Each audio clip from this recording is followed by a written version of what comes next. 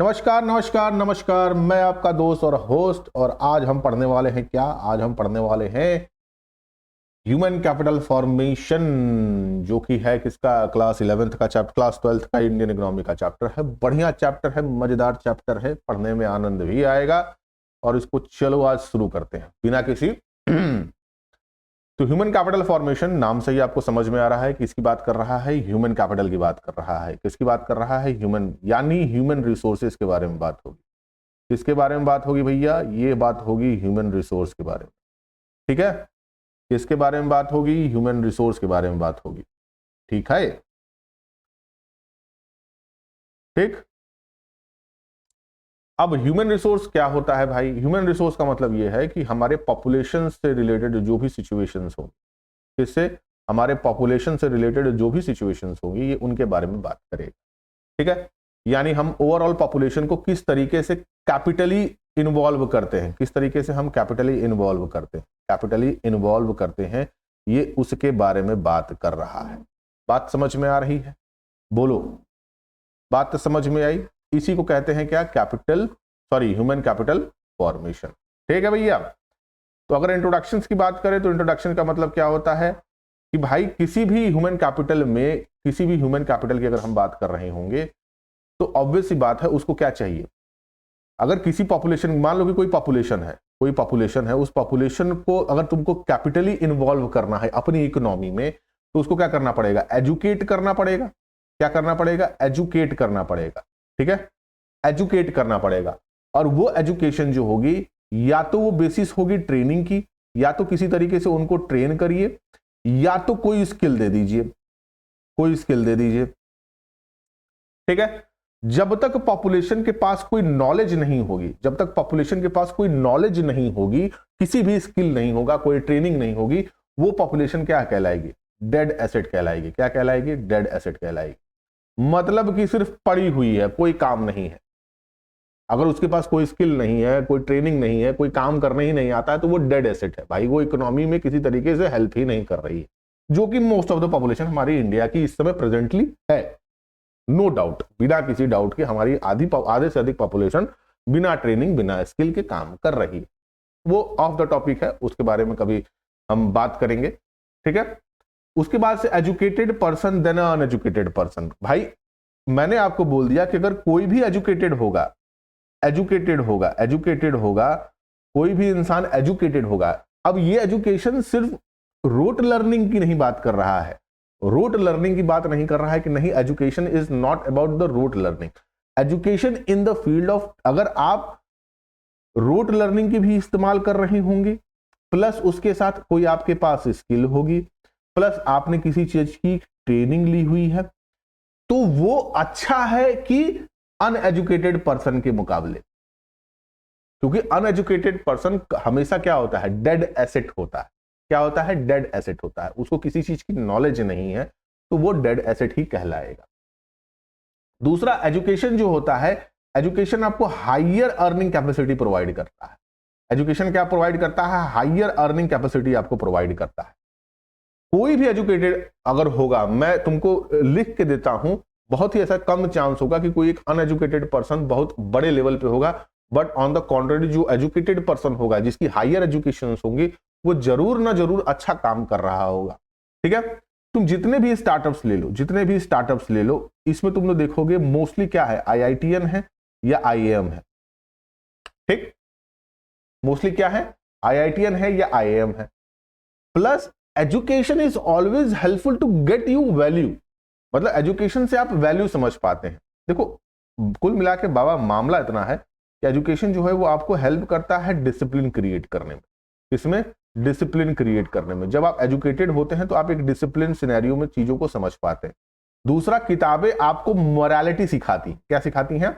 Morality सिखाती हैं। आप मोरली रिस्पॉन्सिबल होते हैं, चीजों के बारे में आप डिसीजन अच्छे से ले पाते हो।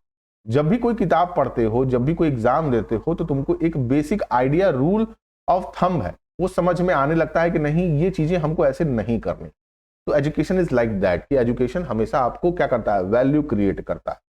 दूसरा, एजुकेशन की वजह से तुम चॉइसेस अच्छे तुम चुन सकते हो।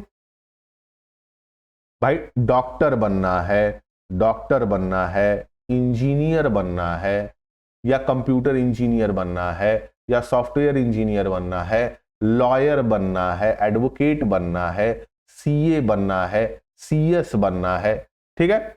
ये सब चीजें कहां से आप सीख पाते हैं? ये सब चीजें आप कहां से सीख पाएंगे? आप एजुकेशन से ही तो ये सब चीजें आप देख पाएंगे। बोलो, किसी कंपनी में मैनेजरल पोस्ट पे जाना है तो ऑब्वियस सी बात है एजुकेशन इज इंपॉर्टेंट। अब इस एजुकेशन के साथ प्रैक्टिकलिटी को अगर हम जोड़ देते हैं, किसको? प्रैक्टिकलिटी को अगर हम जोड़ देते हैं कि प्रैक्टिकली तुमने उसमें कितना काम किया है, तो सोने पे सुहागा हो गया, चेरी ऑन द टॉप। बात समझ में आ रही है? तो एजुकेशन इज लाइक दैट। दूसरा, एजुकेशन से आप बिलीफ सिस्टम क्रिएट कर पाते हैं कि नहीं भाई, जिंदगी में कुछ ना कुछ तो कर ही लिया जाएगा। तो एक बिलीफ सिस्टम आपके पास आ जाता है, एक बिलीफ सिस्टम आपके पास आ जाता है। एजुकेशन आपको मोरालिटी प्रोवाइड करता है, मोरालिटी आप प्रोवाइड करता है। मैं ये नहीं कह रहा हूं कि अगर दिमाग से पूरी तरीके से पैदल हो, भले ही तुम कितना पढ़े लिखे हो, क्रिमिनल एक माइंडसेट होता है। अगर तुमको क्राइम करना होगा तो तुम चाहे पढ़े लिखे होगे चाहे नहीं होगे, क्रिमिनल तो तुम बन ही जाओगे। चाहे तुम एजुकेटेड हो, नॉन एजुकेटेड हो, उससे डिफरेंस नहीं करता, वो माइंडसेट ही अलग होता है। बट थ्रू द कॉन्ट्ररी, अगर एजुकेशन है आपके पास तो आप चीजों की एक बेसिक मोरालिटी को समझ पाते हैं, आपके पास डिसीजन मेकिंग आ जाती है। दूसरा, आप डिसिप्लिन में रहते हैं, किसी काम को करने की एक क्षमता आप इंक्रीज कर लेते हैं। तो एजुकेशन इज लाइक दैट। दूसरा पॉइंट देखो, अब एक पॉइंट कहा है कि what is human capital. Human capital क्या है? तो ह्यूमन कैपिटल में सबसे पहले हमको समझना होगा कि जैसे फिजिकल रिसोर्सेज होते हैं, जैसे फिजिकल रिसोर्सेज होते हैं, जैसे फिजिकल रिसोर्सेज होते हैं, वैसे ही क्या होता है, जैसे फिजिकल रिसोर्सेज होते हैं जिनको आप फिजिकल कैपिटल में कन्वर्ट कर पाते हैं, उसी तरीके से ह्यूमन रिसोर्सेज को भी हम ह्यूमन कैपिटल में कन्वर्ट कर पाते हैं। अच्छा, कैसे करते हैं इसको समझने की कोशिश करिए, ठीक है। देखो कैसे कन्वर्ट करोगे। अब फिजिकल रिसोर्सेज की अगर हम बात करते हैं, किसकी? फिजिकल रिसोर्सेज की अगर हम बात करते हैं, फिजिकल रिसोर्सेज की अगर हम बात करते हैं, तो मेरे पास मान लो कि कोई ऑयल है, कोई एक जमीन है जहां से ऑयल निकलता है। इस ऑयल को मैंने नेचुरल गैस में कन्वर्ट किया, नेचुरल गैस में कन्वर्ट किया और मार्केट में क्या कर दिया? सेल कर दिया। मार्केट में इसको मैंने क्या कर दिया? सेल कर दिया। यानी मैंने फिजिकल रिसोर्स का इस्तेमाल किया फिजिकल कैपिटल को कन्वर्ट करने में। बात समझ में आ रही है? दूसरी तरफ ह्यूमन रिसोर्सेज होते हैं। ह्यूमन रिसोर्सेज को आप एजुकेट करिए, आप एजुकेट करिए, आप एजुकेट करिए, उनको ट्रेन करिए, उनको ट्रेन करिए, उनको कोई स्किल दे दीजिए, कोई स्किल दे दीजिए। अब ये जो है, ये क्या हो गए? ये तुम्हारे ह्यूमन कैपिटल हो गए। ये क्या कहला गए? ह्यूमन कैपिटल कहला गए। बात समझ में आ रही है?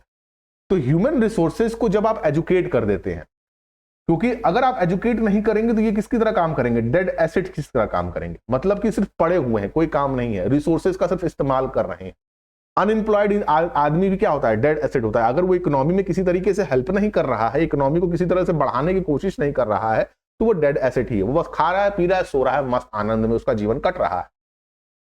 तो ह्यूमन रिसोर्सेज को अगर आप एजुकेट कर देते हैं, ट्रेन कर देते हैं, स्किल दे देते हैं, तो आप क्या कर रहे हैं? आप उनको पूरी तरीके से कैपिटलाइज कर लेंगे। अगर मैं एक बच्चे को ही लेता हूं, मान लो कि कोई बच्चा है, इसको मैंने पढ़ाया लिखाया नहीं, अब इसको मैंने इलिटरेट कर दिया, अब इसके पास कोई काम नहीं है।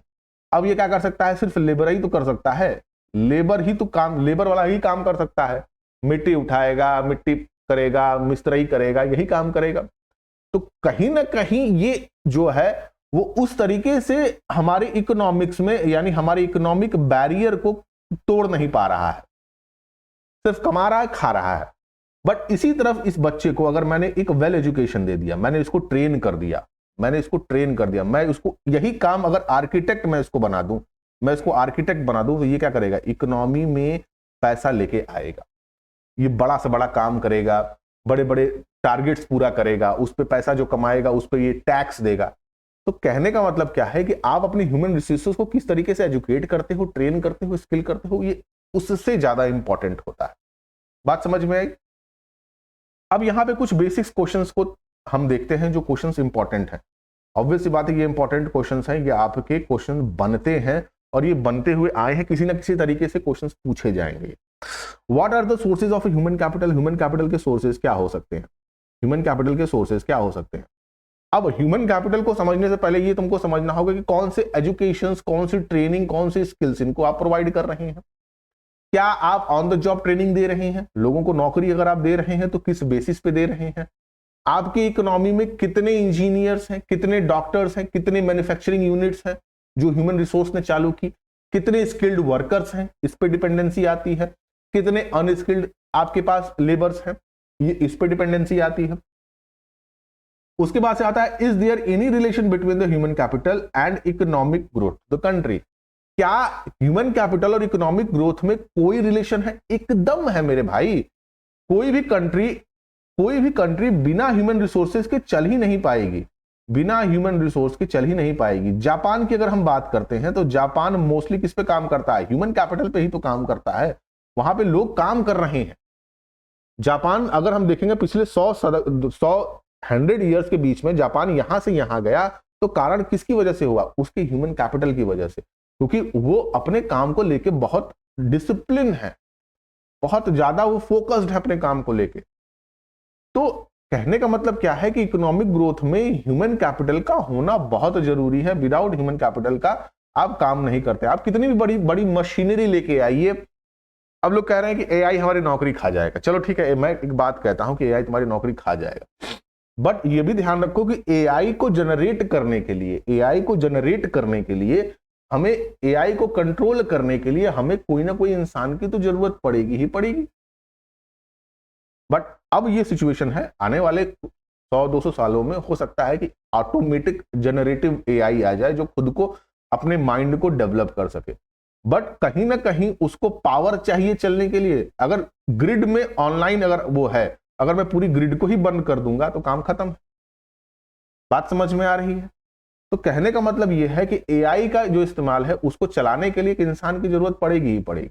तो ह्यूमन कैपिटल जरूरी होता है economic growth. Is there a formation of human capital link to a man all round development और it is called a human development? क्या ह्यूमन कैपिटल फॉर्मेशन जो है ये ऑल राउंड डेवलपमेंट है और या सिर्फ ह्यूमन डेवलपमेंट? तो ह्यूमन कैपिटल फॉर्मेशन जो होता है ये ऑल राउंड डेवलपमेंट की बात करता है।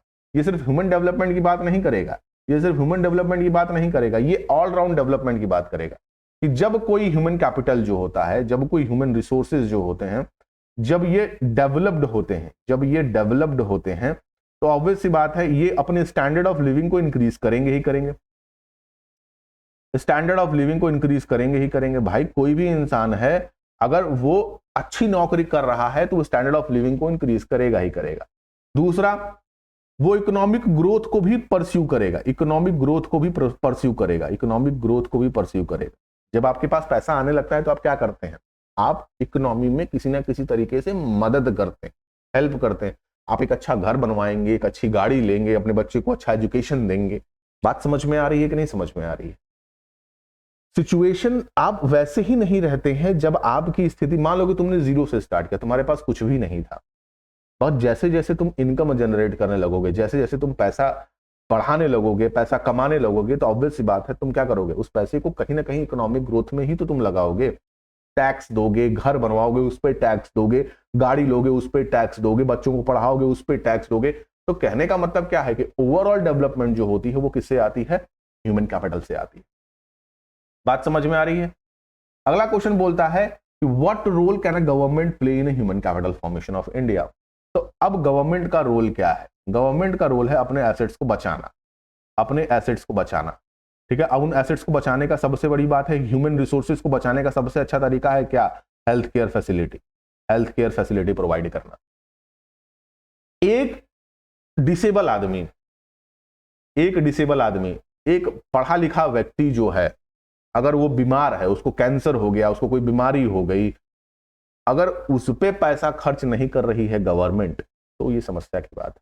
क्योंकि डेड एसेट, अगर वो एसेट, मान लो कि तुम्हारे पास कोई मशीन है, इसको ऐसे समझो कि तुम्हारे पास कोई मशीन है और मशीन, तुम बाइक ही चलाते हो, चलो ठीक है मशीन की बात नहीं करता, तुम बाइक ही चलाते हो, बाइक की तुम रेगुलर सर्विसिंग नहीं करोगे, उसको डॉक्टर के पास से नहीं दिखाओगे, तो क्या होगा बताओ? कोई बाइक ही है तुम्हारे पास, उस बाइक को तुम सर्विसिंग नहीं दोगे तो वो क्या होगा? वो बिगड़ ही तो जाएगी। तो ह्यूमन रिसोर्स भी वैसे ही है। ह्यूमन रिसोर्स को किसकी जरूरत पड़ेगी? भाई ह्यूमन रिसोर्सेज को जरूरत पड़ती है मेडिकल फैसिलिटी की। किसकी जरूरत पड़ती है? मेडिकल फैसिलिटी की जरूरत पड़ती है। तो ये याद रखिएगा कि ह्यूमन कैपिटल फॉर्मेशन में ओवरऑल जो डिटेल है, गवर्नमेंट कैसे मदद कर सकती है? वो मदद कर सकती है किससे? वो मदद कर सकती है किससे? वो मदद कर सकती है हेल्थ केयर फैसिलिटी से। किससे? Health care facility. तो गवर्नमेंट हेल्प कैसे करेगी? हेल्थ केयर फैसिलिटी, ये इंपॉर्टेंट, ठीक है। ये हमारी बॉडी की सर्विसिंग के लिए होना जरूरी है। अगर आप कितने भी बड़े डॉक्टर हैं, कितने भी बड़े डॉक्टर हैं, कितने भी बड़े डॉक्टर हैं, आप कितने बड़े भी इंजीनियर हैं, अगर आपको हेल्थ केयर फैसिलिटी नहीं मिल रही है तो इस डॉक्टर का होने का कोई मतलब नहीं। आप कितनी भी ऊंचाई वो पहुंच जाए, अगर आपको सर्दी हो गई और आपको बुखार हो गया, अगर आपको दवाई नहीं मिली, आप मर जाएंगे। तो health care facility is like backbone to human capital formation. अगला क्या आता है? Sources of human capital. Human capital के सोर्सेज क्या होते हैं? सबसे जरूरी है, मैंने आपको बता दिया कि एजुकेशन तो सबसे इंपॉर्टेंट है भाई, इन्वेस्टमेंट ऑन एजुकेशन, और दूसरा हेल्थ, और दूसरा क्या कहला गया? हेल्थ कहला गया। ये दो इंपॉर्टेंट चीजें हैं जो हमको बहुत जरूरी है ह्यूमन कैपिटल को गेन करने में। बात समझ में आ रही है? Education and investment is most necessary part of human capital formation. ये जरूरी होता है। एजुकेशन में तुमको समझ में आ गया, या तो एलिमेंट्री एजुकेशन दीजिए, हायर एजुकेशन प्रोवाइड करिए, या बहुत अच्छा एजुकेशन आप दे रहे हो, वो तो अलग की बात है। अगर हम बात करते हैं हेल्थ केयर फैसिलिटी में, तो ये इंपॉर्टेंट है, इसको याद रखिएगा। कौन कौन सी हेल्थ केयर फैसिलिटी जो है वो गवर्नमेंट प्रोवाइड करती है? एक होती है प्रिवेंटिव मेडिसिन। प्रिवेंटिव मेडिसिन का मतलब क्या हो गया? प्रिवेंटिव मेडिसिन का मतलब क्या हो गया? प्रिवेंटिव मेडिसिन का मतलब क्या हो गया? वैक्सीनेशन वगैरह। जैसे वैक्सीनेशन के, कोरोना के समय प्रिवेंटिव मेडिसिन आई थी, कोरोना के समय प्रिवेंटिव मेडिसिन आई थी। कोरोना के समय क्या आई थी? प्रिवेंटिव मेडिसिन आई थी, आया था ना, कोरोना के समय प्रिवेंटिव मेडिसिन ही थी। तो ही दूसरा पोलियो के लिए, किसके लिए? पोलियो के लिए, पोलियो के लिए ये प्रिवेंटिव मेडिसिन है। क्योंकि अगर आपकी ह्यूमन रिसोर्स ही डिसेबल पैदा हो जाएंगे तो आप कैपिटल फॉर्मेशन कर ही नहीं पाएंगे ना। बात समझ में आएगी नहीं समझ में आएगी? अगर मैं बात करता हूं कि मेरी बाइक में चला रहा हूं, मेरी बाइक का टायर ना रहे, कोई मतलब है? तुम दुकान पे जाते हो, तुम जाते हो वो बाइक खरीदने, अब बाइक खरीदने जाते हो, बाइक वाला कहता है भैया टायर नहीं देंगे हम आपको, वो बाइक का कोई मतलब है? वैसे ही है ह्यूमन रिसोर्सेज भी। अगर ह्यूमन रिसोर्सेज डिसेबल ही पैदा हो जाए, अगर लूले लंगड़े ही पैदा हो जाएंगे, तो उस ऐसे ह्यूमन कैपिटल का मतलब ही क्या है जो डेड एसेट्स की तरह क्रिएट करे? बात समझ में आ रही है? तो human resources is need to be vaccinated. Vaccination की बहुत आवश्यकता होती है। बात समझ में आ रही है? दूसरा देखो क्या दिया हुआ है, क्यूरेटिव, यानी medical curative medicine. Curative medicine में क्या आएगा? क्यूरेटिव मेडिसिन में तुम्हारा आएगा medical intervention during illness. Curative medicine का मतलब यह है कि मेडिकल इलनेस आप प्रोवाइड करेंगे। मेडिकल इलनेस का मतलब क्या हो गया कि अगर कोई बीमारी आपको हो गई है, कोई आपकी तबीयत नहीं ठीक है, तो उस समय आप, ऑब्वियस सी बात है, क्यूरेट करने के लिए, मतलब उसको ठीक करने के लिए आप पैसा दे रहे हैं। जैसे मान लो कि तुमको क्या हो गया, तुमको कोई बुखार हो गया, तुमको जॉन्डिस हो गया, तुमको मलेरिया हो गया, ठीक है, तुमको डेंगू हो गया, तो उसके लिए आप क्या करते हैं? क्यूरेटिव मेडिसिन प्रोवाइड करते हैं। दूसरा social medicine, spread by a health literacy. मतलब क्या होगा कि आपको अगर कोई बीमारी अगर आ गई है मार्केट में, तो उसके बारे में आपको स्प्रेड किया जाएगा, लोगों को क्या किया जाएगा? एजुकेट किया जाएगा। जैसे HIV, पोलियो, ठीक, HIV हो गया, पोलियो हो गया। बात समझ में आ रही कि नहीं समझ में आ रही? ये इसके बारे में बात कर रहे होंगे, जहां पे लोगों को स्प्रेड किया जाएगा। तुमको याद होगा, अभी नहीं, अब तो आप नहीं देखते होंगे इतना, मतलब हम लोग के समय में जब हम लोग टीवी वगैरह देखा करते थे, तो दूरदर्शन पे एक ऐड आया करता था जिसमें मतलब HIV के बारे में बहुत कुछ चीजें बताई जाती थी, ठीक है, जो एड्स से रिलेटेड प्रॉब्लम हुआ करती थी, उनको कैसे आप कैसे प्रिवेंट कर सकते हैं, ठीक है, प्रिकॉशन लेके वगैरह। तो उसके बारे में गवर्नमेंट क्या करती थी? एडवर्टीजमेंट चलाया करती थी। पोलियो के बारे में 2 बूंद है जरूरी, ठीक है। तो ये इलनेस के बारे में स्प्रेडनेस बहुत जरूरी। बात समझ में आ रही है? तो ये सब सारे बेसिक स्ट्रक्चर्स थे जिसपे उन्होंने काम किया। अगला अगर हम बात करेंगे कि आप और कैसे डेवलप कर सकते हैं, आप और कैसे डेवलप कर सकते हैं, तो एक तरीका है क्या? एक तरीका है ऑन द जॉब ट्रेनिंग करने का। ऑन द जॉब ट्रेनिंग का मतलब क्या हो गया कि जब लोग नौकरी कर रहे होंगे, आपके यहां जॉब कर रहे होंगे, तो उस समय उनको क्या करिए? On the job training provide करिए। On the job training provide करिए।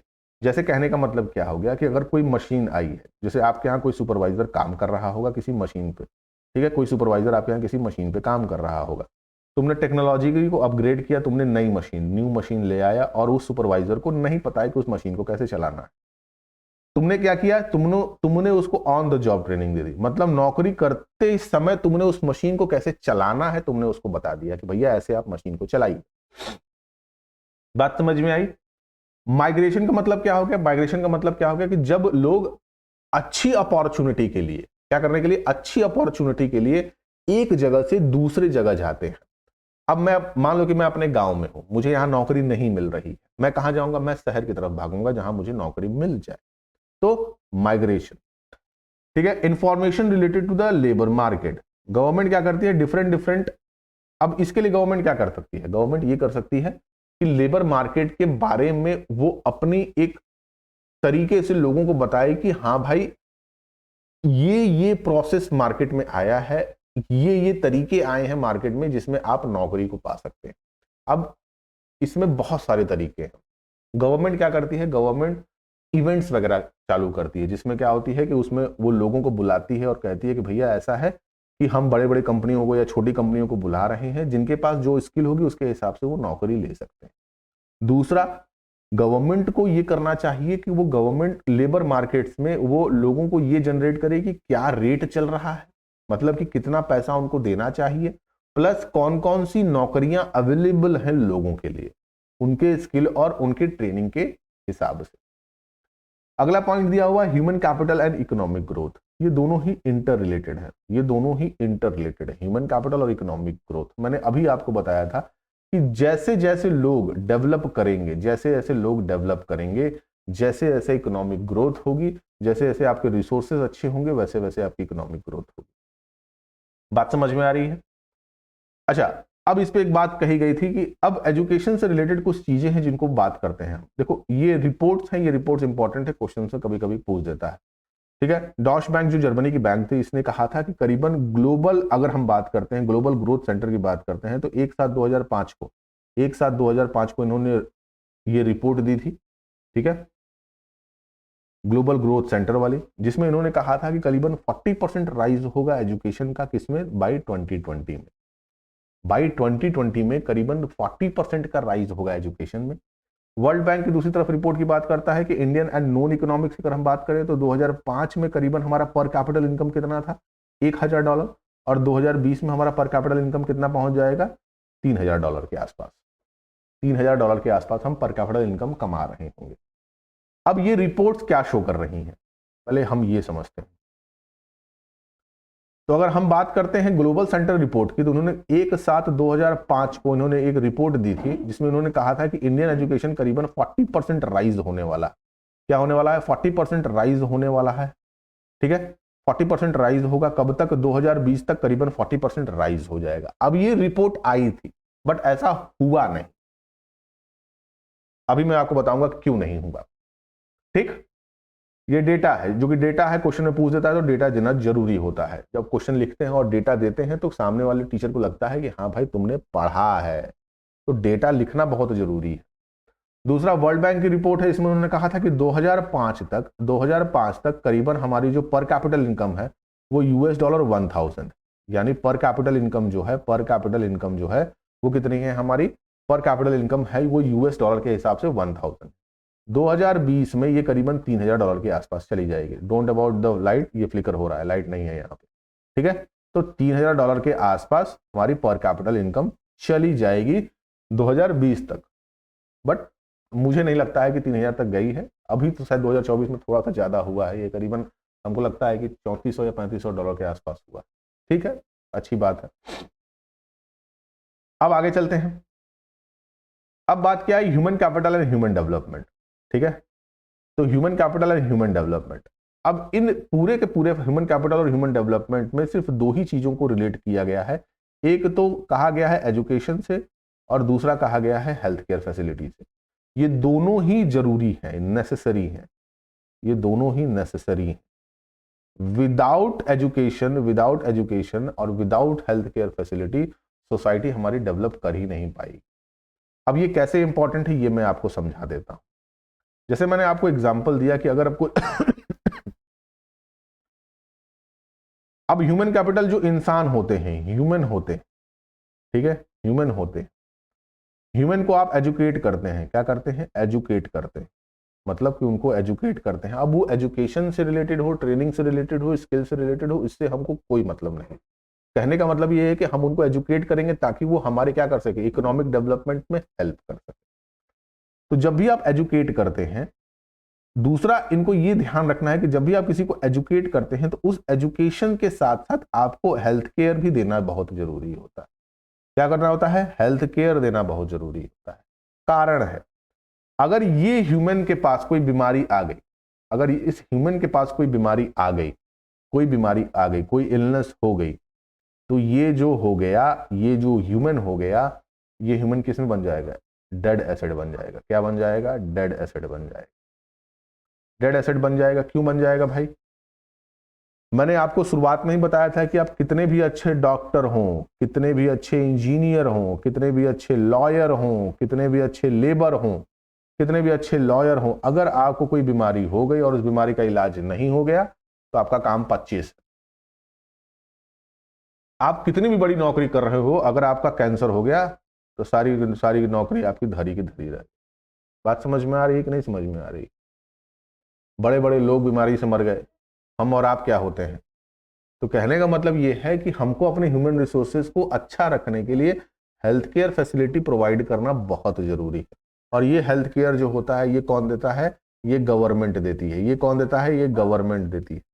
विदाउट गवर्नमेंट की फैसिलिटी से, विदाउट गवर्नमेंट की हेल्प से आप किसी भी ह्यूमन कैपिटल को डेवलप नहीं कर सकते। बात समझ में आ रही कि नहीं समझ में आई, क्योंकि इन्हीं लोगों से तो इनको कमाना है। जितना अच्छा कैपिटल होगा, मतलब कि जितने अच्छे ह्यूमन रिसोर्सेज होंगे, जितना ये कमाएंगे, जितना ये अर्न करेंगे, उतना ही ज्यादा गवर्नमेंट को टैक्स मिलेगा। बात सिंपल सी है। बात समझ में आ रही है। तो ह्यूमन कैपिटल का डेवलप होना बहुत जरूरी है। उसको आप डेवलप कैसे कर सकते हैं, एजुकेशन से, और प्लस उसको बचाए रखने के लिए, उसको बचाए रखने के लिए आपको हेल्थ केयर की जरूरत पड़ती है। उसको बचाने के लिए आपको हेल्थ केयर की जरूरत पड़ती है। बात समझ में आ रही है। तो कहने का तात्पर्य यही हो गया कि भाई ह्यूमन कैपिटल फॉर्मेशन और ह्यूमन डेवलपमेंट दोनों ही इंटर रिलेटेड होते हैं। कैसे, एजुकेशन और हेल्थ फैसिलिटीज। ठीक, समझ में आया, समझ में आया तो बोलो अच्छा आदमी। अब आगे चलते हैं हम।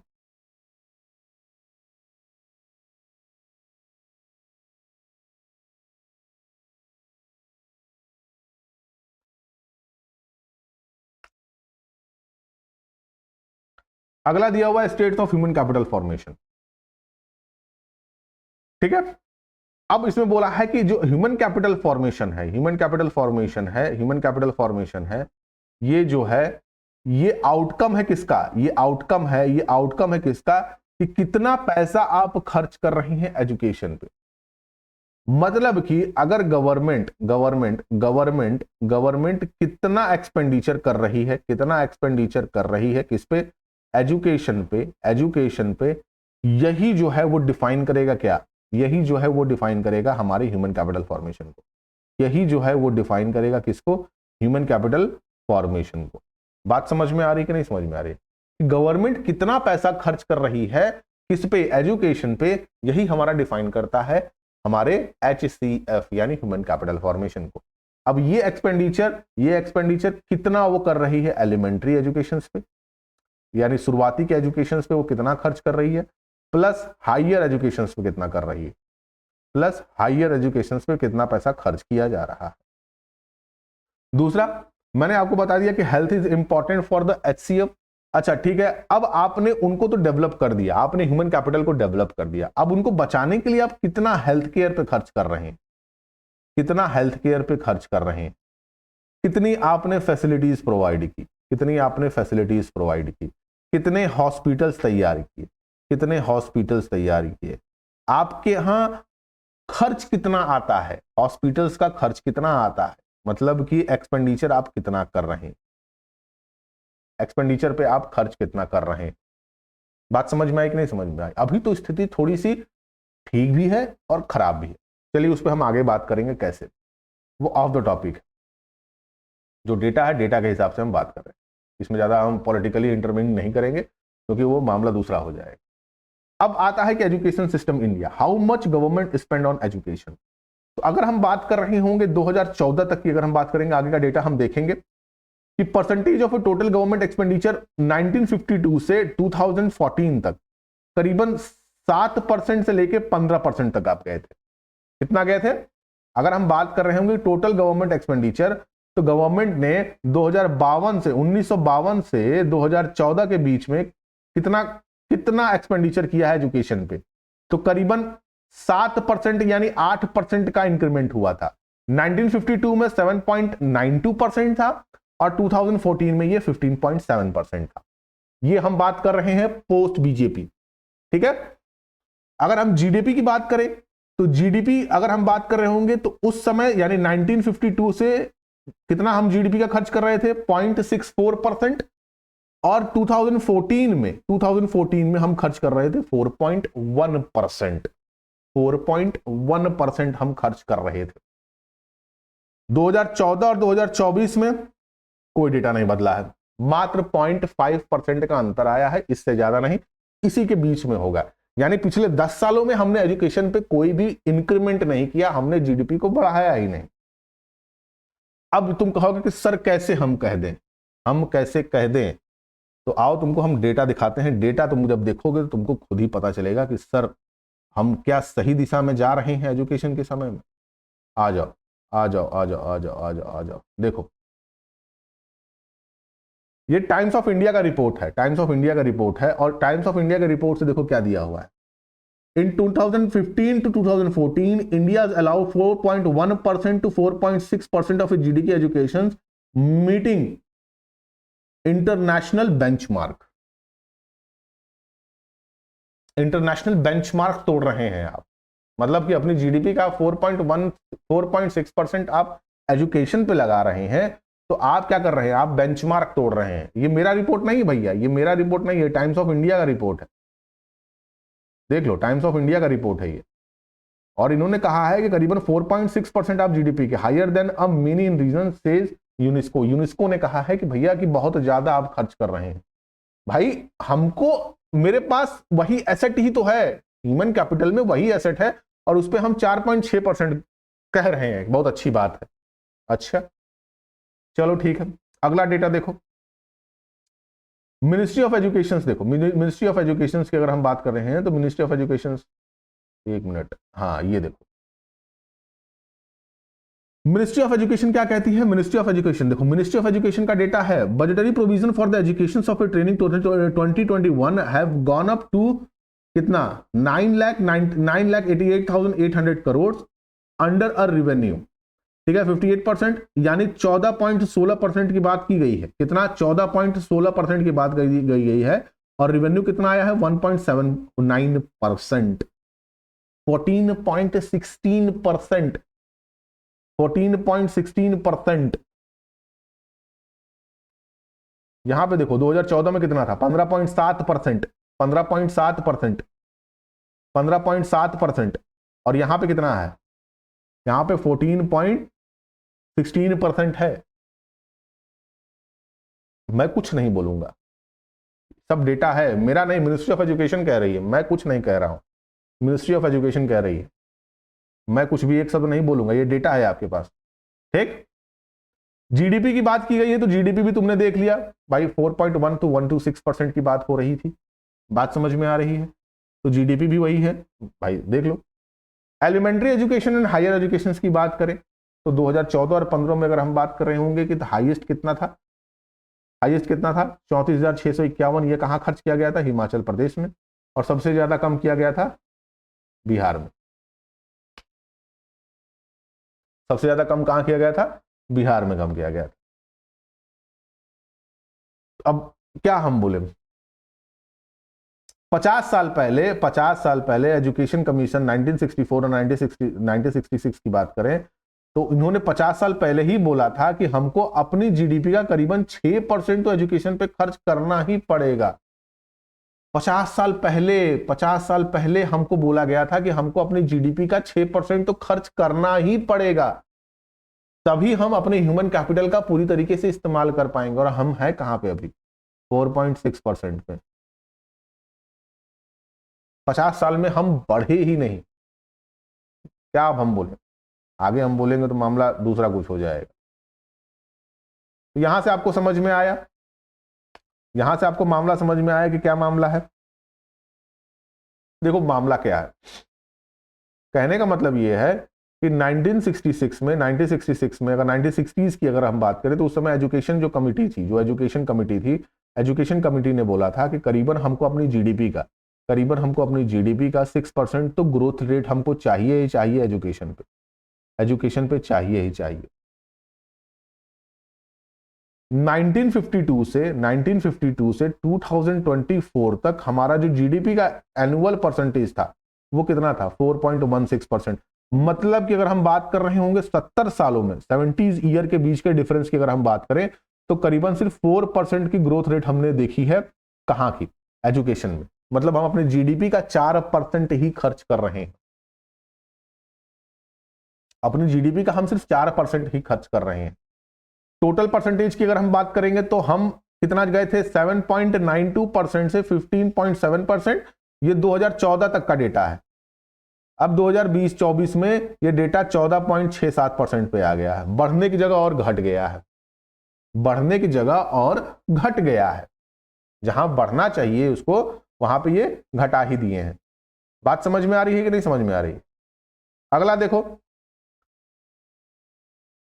कमिटी की बात करें तो तापस मजूमदार, ये याद रखिएगा क्योंकि डेटा जब देंगे तभी मजा आएगा। 1998 में ये कमिटी आई थी, 1998 ये कमिटी आई थी। इन्होंने कहा था कि 1.37 लाख करोड़, ये करोड़ की बात हो रही है, 1.37 लाख करोड़ रुपए हम खर्च कर रहे हैं, हमको खर्च करने होंगे अगले 10 साल में, ताकि हम अपने एजुकेशन सिस्टम को अच्छा कर सके। इसके लिए गवर्नमेंट ने हेल्प किया था। अब चलो ठीक है, उस समय के गवर्नमेंट को पता था कि ऑब्वियस सी बात है हमको अपने लोगों को एजुकेट करना है।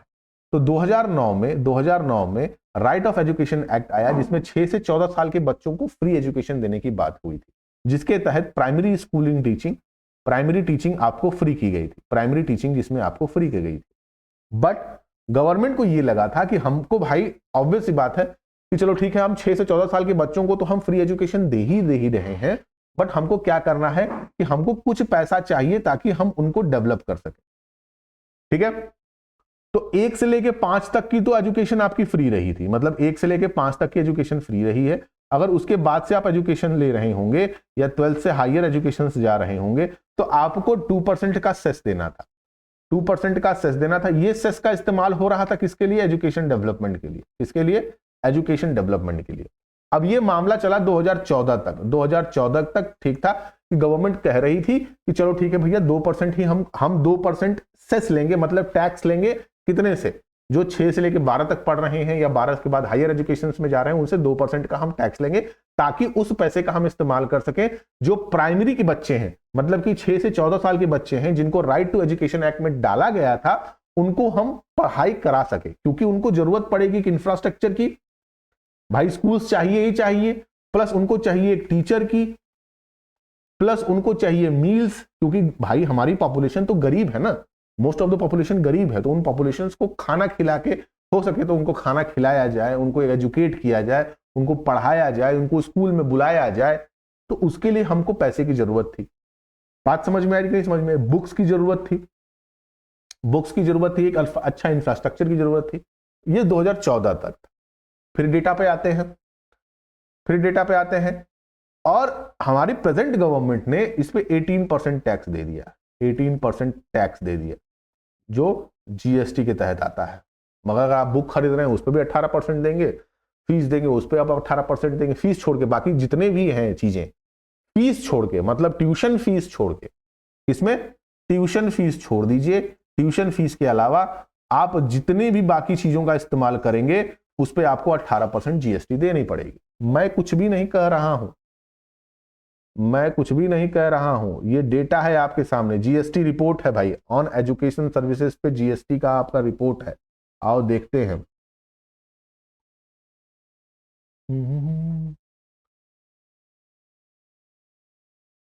देख लो,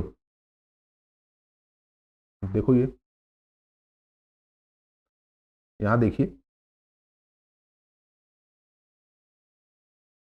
देखिए इसको, 9% CSI लो लगेगा, सेंट्रल गवर्नमेंट का टैक्स, और 9% स्टेट गवर्नमेंट का, टोटल 18% टैक्स ले रहे हैं। ये मैं कुछ नहीं, ये जीएसटी का है, जीएसटी की official website, GST on education system.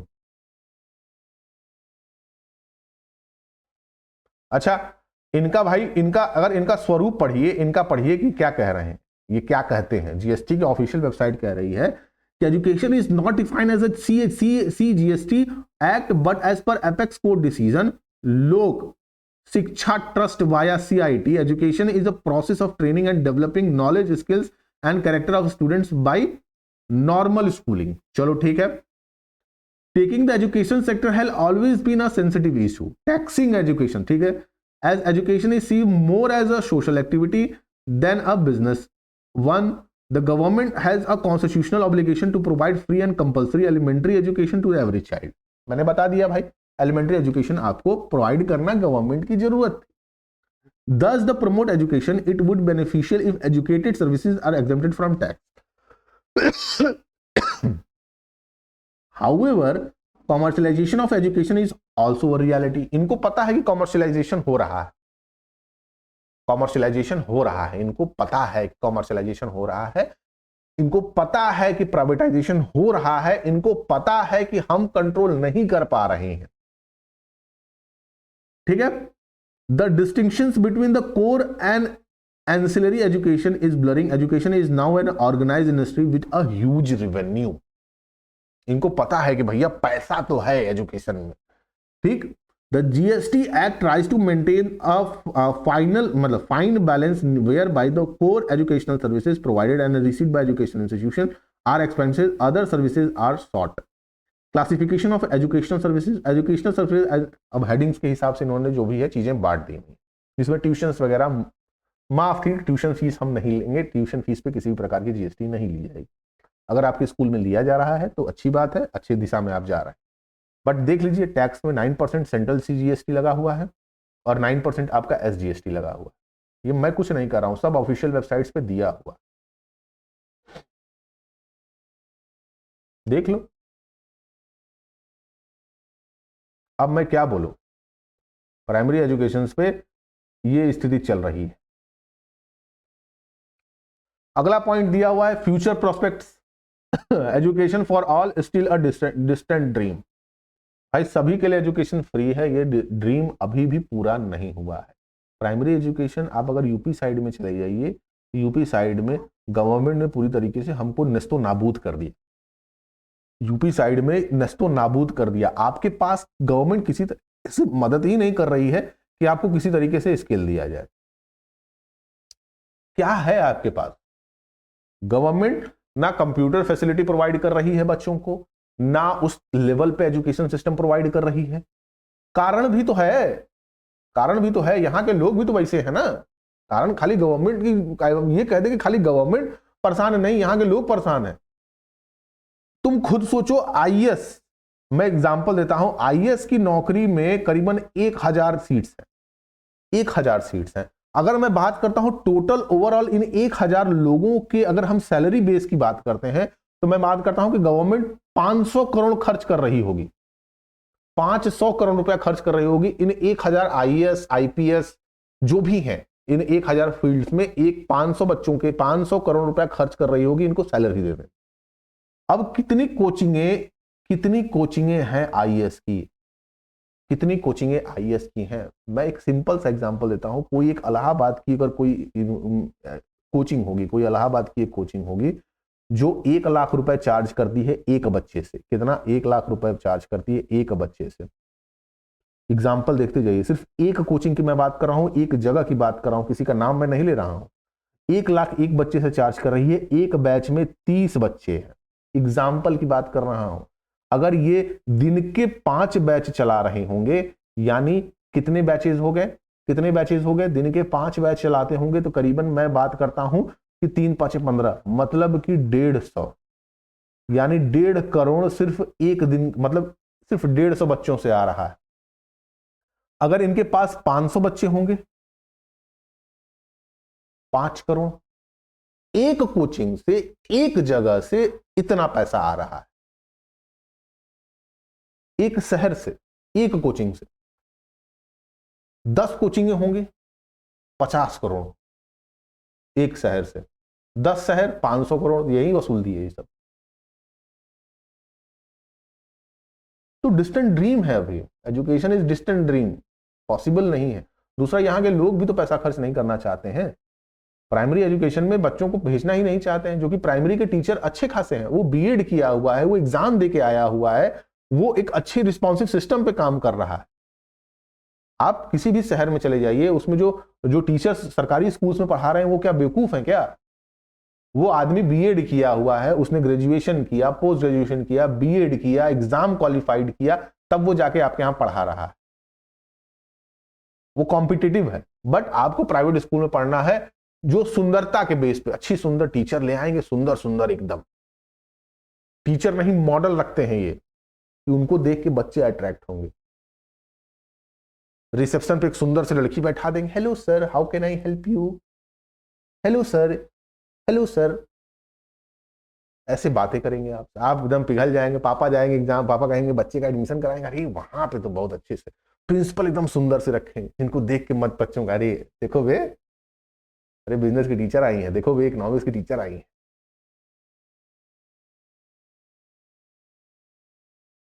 तो कहने का मतलब क्या है कि हम खुद ही, जो दिखता है वो बिकता है, दिख रहा है वो बिक रहा है। अच्छी अच्छी सुंदर सुंदर टीचरें रखिए, स्मार्ट स्मार्ट टीचर रखिए, ताकि लोग अट्रैक्ट होंगे, करिए यार हमारे यहाँ सुंदर सुंदर लोग हैं। उनको, उनसे बीएड, अगर वो इतने ही टैलेंटेड होते तो वो किसी बढ़िया सरकारी स्कूल में पढ़ा रहे होते, एजुकेशन दे रहे होते।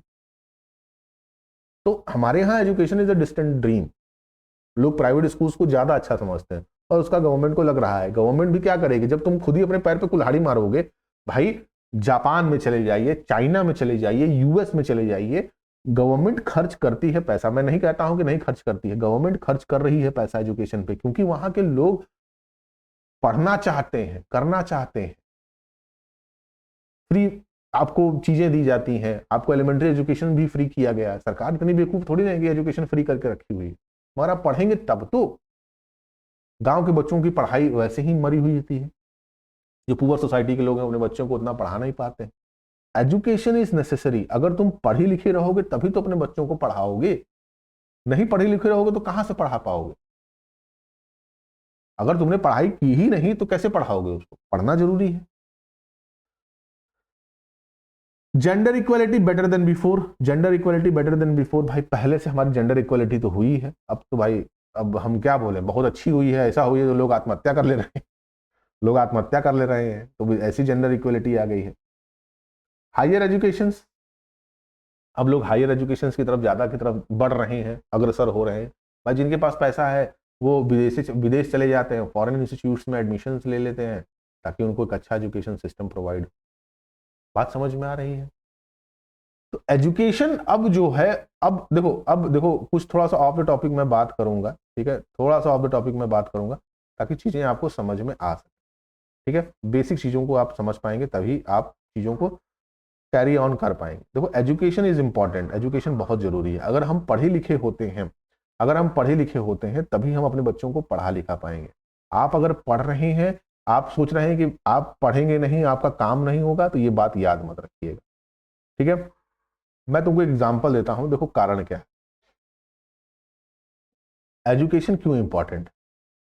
एजुकेशन, जब आप एक अच्छे सोसाइटी से एजुकेट होते हैं, अच्छी सोसाइटी से एजुकेट होते हैं, मतलब कि आप एक अच्छे स्कूल से एडमिशन लेते हैं, अच्छे स्कूल्स में एडमिशन लेते हैं, अच्छे स्कूल में एडमिशन लेते हैं, तो आप सिर्फ पढ़ते ही नहीं हैं, आप मिक्स होते हैं, डिफरेंट डिफरेंट कल्चर से मिक्स होते हैं।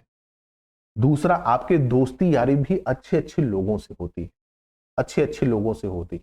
आप अनपढ़ रहेंगे, वही गांव देहात में जाएंगे, माँ बहन की गाली देंगे, का रे, का कैले रे, हई कैले रे, हाउ कैले रे, वैसे ही आपकी भाषा भी रहेगी। आपका एजुकेशन सिस्टम भी अच्छा नहीं है, आप वैसे लेवल पे जा नहीं पाएंगे।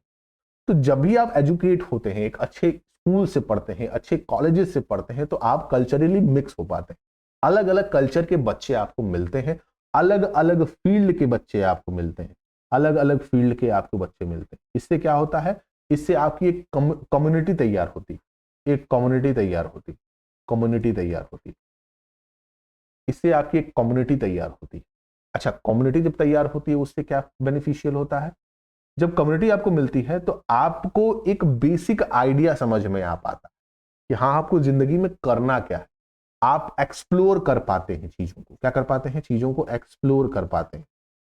जब तुम पढ़े लिखे नहीं रहोगे, जब तुमको कोई चीज का अंदाजा ही नहीं रहेगा, तो तुम करोगे क्या? मैं तुमको एक एग्जांपल देता हूं। तुम आज किसी प्राइवेट स्कूल में एडमिशन ले लो, किसी प्राइवेट स्कूल में एडमिशन ले लो जो तुम्हारे घर के बगल में, ठीक, वहां से तुम पढ़ाई किए, चलो ठीक है।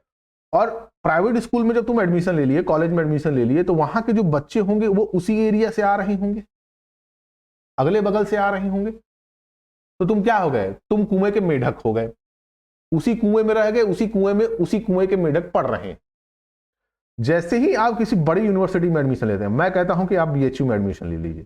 आप जैसे ही बीएचयू में एडमिशन ले लेंगे, आपको मल्टी कल्चरल इन्वायरमेंट मिलेगा। आपको आसाम का भी बच्चा मिलेगा, आपको तेलंगाना का भी बच्चा मिलेगा, आपको हिमाचल प्रदेश का भी बच्चा मिलेगा, आपको पंजाब का भी बच्चा मिलेगा, आपको बंगाल का भी बच्चा मिलेगा।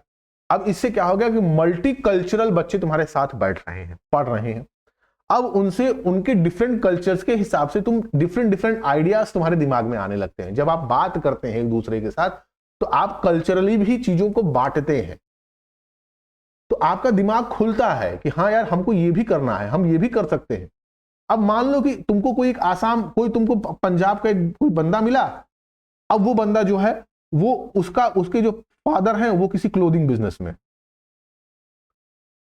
उसके फादर किसी क्लोथिंग बिजनेस में है। अच्छा, गुजरात का कोई बच्चा मिला, उसके फादर कोई क्लोथिंग बिजनेस में है। अच्छा, दोस्त है, भाई ये हम बिजनेस सेट करना चाहते हैं, भाई तो चलो ठीक है, मेरे पापा हैं, ये बता देंगे, ऐसे ऐसे हो जाएगा। तुम जितने भी आईआईटीएन को या जितने भी तुम देखते होगे जो स्टार्टअप चालू कर रहे हैं, ये स्टार्टअप जो चालू कर रहे हैं, इनके पास पैसा कहां से आता है? वेंचर कैपिटल कहां से आता है? सब कोई आता है कम्युनिटी से। साथ में पढ़े लिखे हैं सब, एक दूसरे के साथ।